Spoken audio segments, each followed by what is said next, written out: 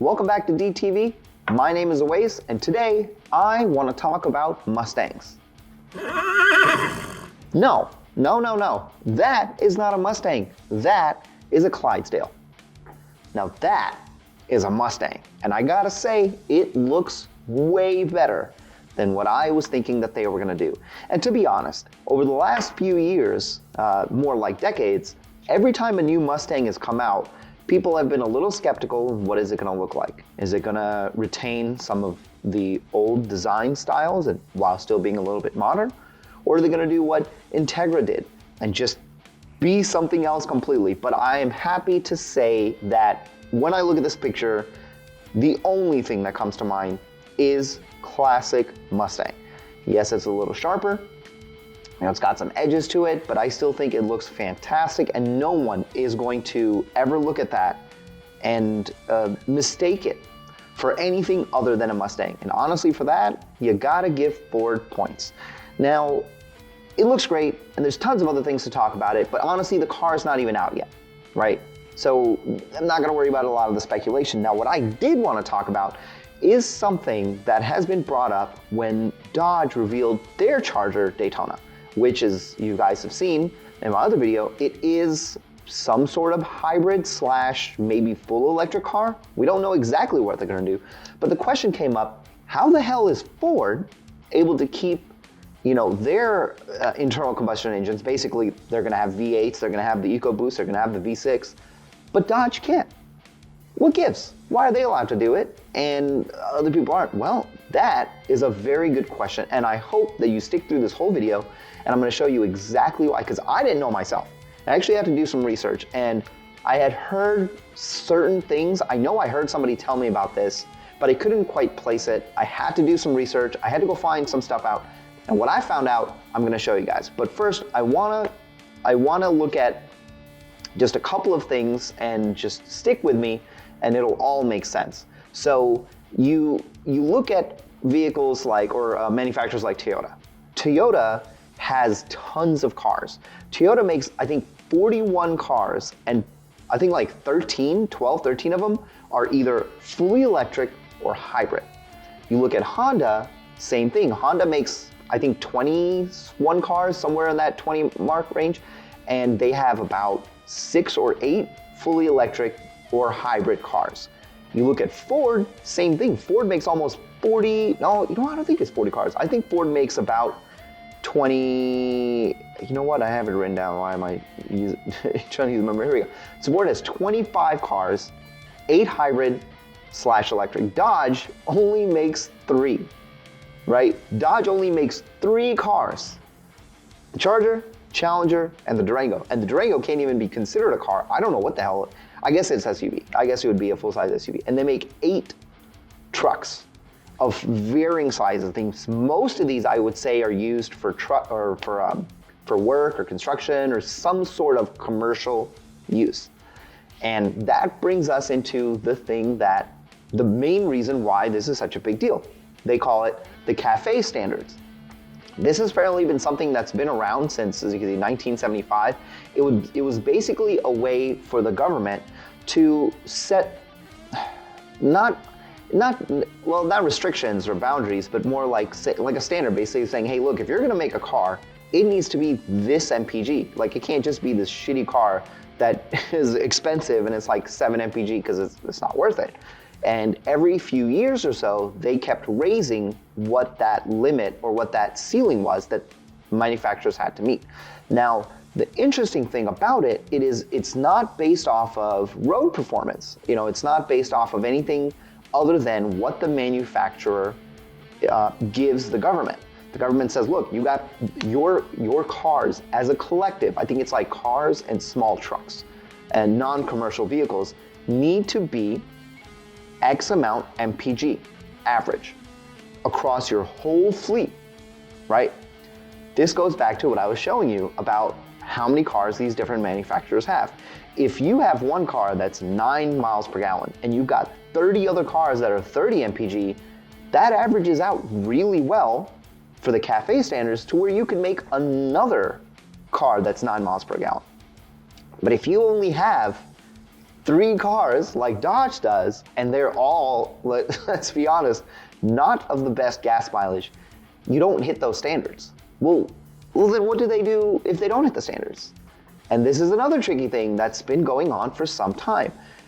Before, there used to be no benefit to a manufacturer if they were above the threshold that the CAFE standard set. So for example, if the government said, look, you need to be at 25 mph or mpg, and Toyota's like, well, I've got like 30 cars that are like 30 mpg. And the government's like, okay, well, good for you. That's it, no penalties. But everybody else gets penalties. Now, they get credits for however, I don't know exactly how it works, but they basically get credits for having cars above that MPG. But then other manufacturers like Dodge get penalized. But what they can do, Dodge can actually go out and buy those credits, basically like virtual cars, if you think about it, saying like, look, we don't have the cars, but we'll buy those credits from the companies that do, and basically piggyback on them. Now, I think what's happening is Dodge has been told a few times that they need to start being CAFE compliant. And I think they've gotten like 2 or 3 extensions, and I think their last extension is running out. And what does Dodge do? I can't say for sure that they're completely dropping every car that's on their roster right now, but as you saw when they released the Charger Daytona, it's almost going to be all electric, and it kind of affects everybody if you really think about it, because you think about how many other manufacturers have only X amount of cars, right?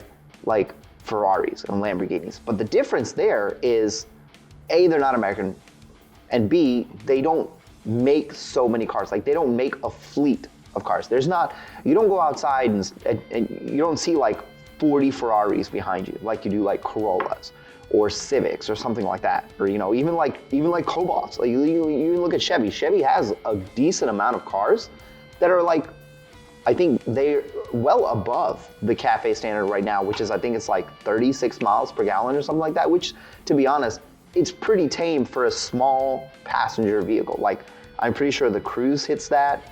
I don't even know if they make Cobalts anymore. Honestly, I don't really know any. I guess they still make a Sonic?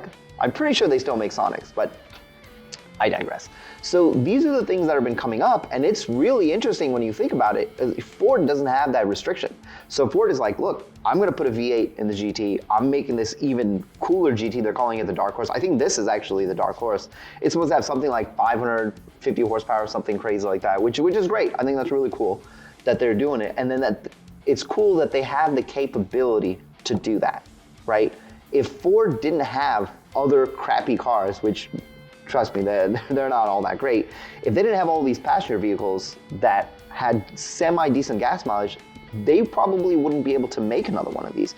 They would have to go towards electrification of some sort, or at least a hybrid system, which I know everybody complains about hybrids, but I mean, you look at a lot of the supercars, they're starting to put hybrid transmissions or hybrid drivetrains along with gasoline engines to make them incredibly fast. And really, at the end of the day, I know you want the sound, but like, if you can get a car that's fast and sounds good, I say, what's the harm, Maybe full electrification isn't the way to go just yet.